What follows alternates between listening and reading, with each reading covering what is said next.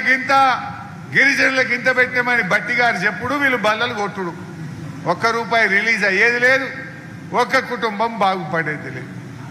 ఈ రకంగా గిరిజన బిడ్డలను, దళిత బిడ్డలను, బలహీన వర్గాల పిల్లల్ని ఇవాళ కాంగ్రెస్ పార్టీ మోసం చేసింది. ఇవాళ పిల్లలకు ఫీజు రియంబర్స్మెంట్ ఇవ్వక పిల్లల చదువులు కూడా ఆగిపోయినటువంటి పరిస్థితి ఉన్నది. అందువల్ల మిత్రులారా, ఇవాళ అన్ని విషయాలు కూడా ఒకటి ఒకటి రాష్ట్ర ప్రజలకు ఇవాళ అర్థమవుతా ఉన్నాయి. ఈరోజు ముఖ్యంగా మన జిల్లాలో 3 మంత్రులు ఉన్నారు. ఏం జరిగింది? 3 మంత్రులు ఉంటే ఏమైనా జరిగిందా? ఖమ్మం జిల్లాకు ఏదైనా ఒక్కటన్నా మంచి పని జరిగిందా? ఉన్నది.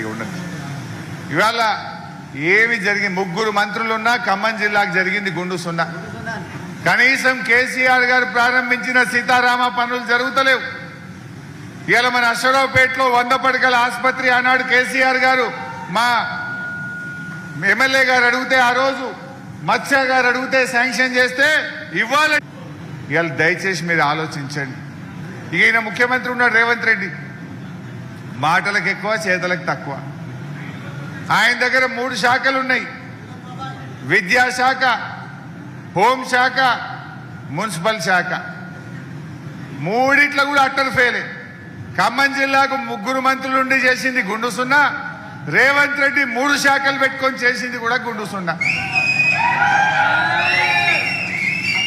ఇవాళ విద్యాశాఖ మంత్రిగా ప్రైవేట్ స్కూళ్లలో ఫీజుల నియంత్రణ చేయడంలో రేవంత్ రెడ్డి ఫెయిల్ అయిపోయింది. మున్సిపల్ మంత్రిగా పారిశుద్ధ్య నిర్వహణలో దోమల బెడద నుంచి ప్రజల్ని కాపాడడంలో రేవంత్ రెడ్డి ఫెయిల్ అయిపోయింది.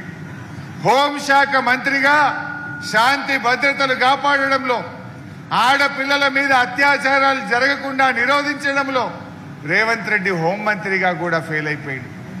కానీ ఒక్క దాంట్లో పాస్ అయింది. దేంట్లో చెప్తారా? బూతులా? లేలే, 3 శాఖలు ఫెయిల్ అయ్యిండు. ఇంకొక శాఖ పెట్టుకుంటే బెస్ట్ ఏమో అని. అదేం శాఖ? ఏమంటారే? ఢిల్లీకి సంచులు మోసే శాఖ. అందులో మాత్రం పాస్ అయింది. కుర్చీ మాత్రం బాగా కాపాడుకుంటుండు. ఢిల్లీకి సంచులు మోసుడు, కుర్చీ కాపాడుకుంటు, గన్ల మాత్రం సక్సెస్ అయింది. విద్యాశాఖలో ఫెయిల్, హోంశాఖలో ఫెయిల్, మున్సిపల్ శాఖలో అట్టర్ ఫెయిల్ అయిపోయింది. అంతకు మించి ఏమైనా జరిగిందా?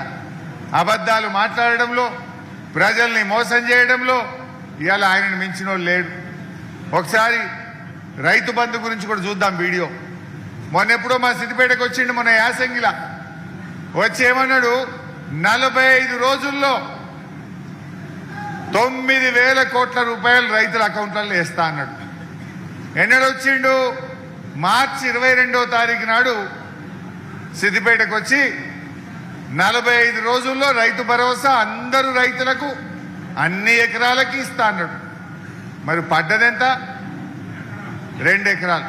కొంతమందికి ఎకరమే పడ్డట్టుంది అశ్వరావుపేటలో. పబ్లిక్ మీటింగ్లో ఏ రకంగా పచ్చి అబద్ధాలు ఆడిండో ఒక్కసారి చూడండి. పంటల బీమా పథకాన్ని అమలు చేయడానికి ఈ సంవత్సరం నుండి ప్రధానమంత్రి ఫసల్ బీమా యోజన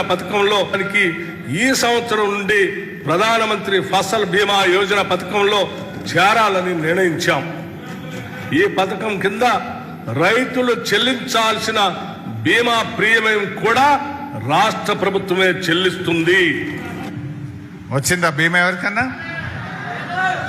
వీళ్ళు బయట అబద్ధాలే, అసెంబ్లీలో అబద్ధాలే, ఎలక్షన్ల ముంగట అబద్ధాలే, ఎలక్షన్లు అయిపోయి కుర్చీలో కూర్చున్నాక అబద్ధాలే, దేవుని మీద ఒట్టు పెట్టి కూడా అబద్ధాలే.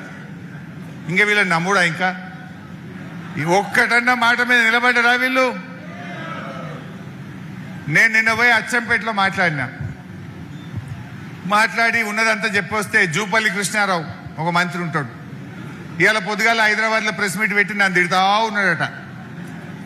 అది సరే తిడితే కానీ ఆయన ఏమంటాడు ఇవాళ హైదరాబాద్లో మాట్లాడుతూ, మేమిచ్చిన పంటల బోనస్ 3 రైతు బంధులకు సమానము అని మాట్లాడిండు. ఏమన్నా అకలుందా నీకేమన్నా? కొద్దిగానన్నా అకలుందా? నకల్ మారనేకెళ్ళి చెప్పి అకలు రేనా ఏమంటాడు? మేమి